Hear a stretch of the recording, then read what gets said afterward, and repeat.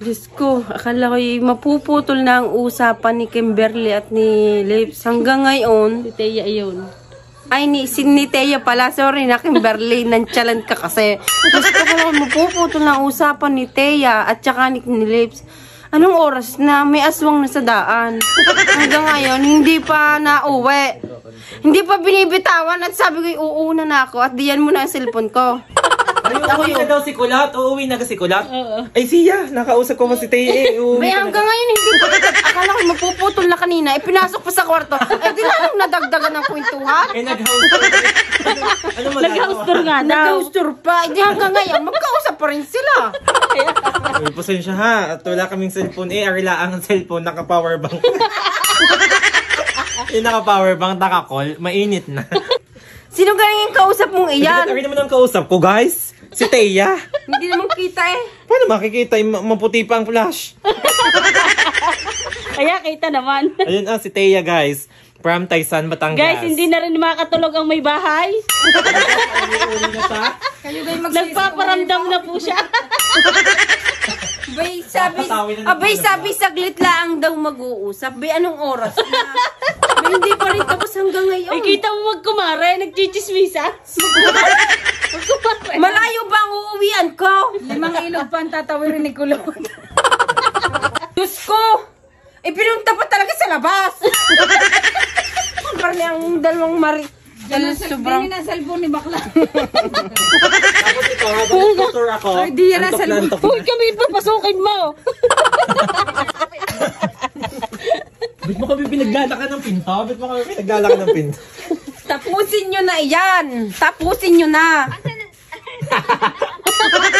Huwag ka patawa-tawa diyan, Teya. At ako'y naiiyamot na sa inyo. Gigil na ako sa inyo. Ba't gilangin ito mga kartiga ito? Teya, sinong tumawag? Siya. Sinong tumawag? Oh, buti nga.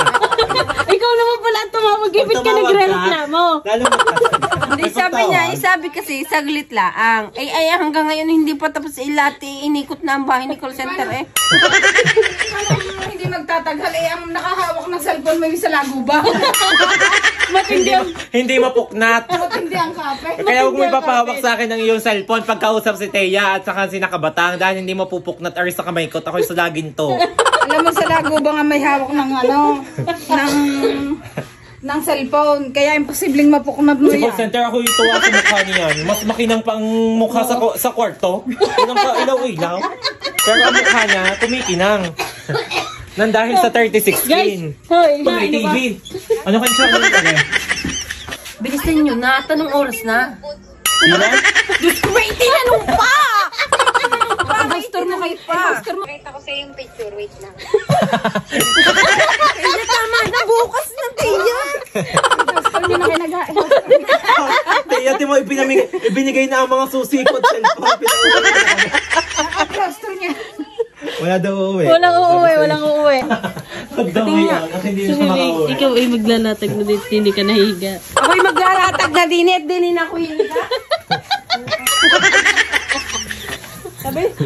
Ang mga cameraman, sunod.